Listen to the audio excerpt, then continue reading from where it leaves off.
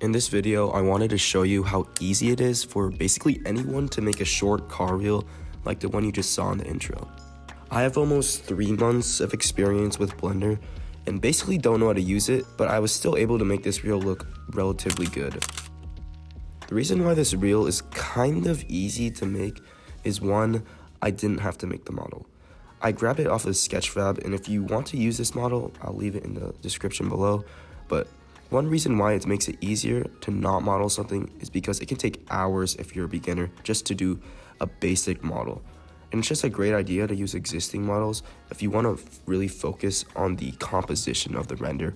2, it's really only 2 objects that you need to work with, the camera and the lights. One way that I figured out which angles and shots that I wanted to use was kind of just looking around the viewport, looking around the car and seeing which shots I wanted to use. And if I liked one shot, I would just align my camera to view and keyframe from there.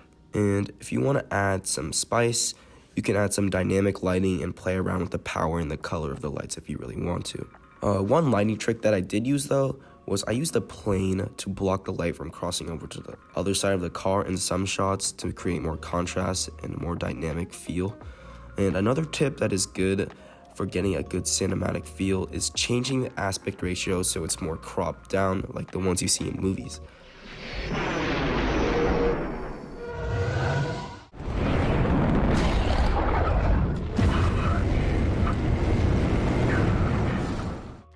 Then you can go ahead and render your scene. Personally, I used Eevee rendering because I'm using a MacBook, but if you want extra spice, you can render in cycles. But in my opinion, if you enable these settings, the Eevee render looks pretty good. The last step is to bring it into an editing software of your choice.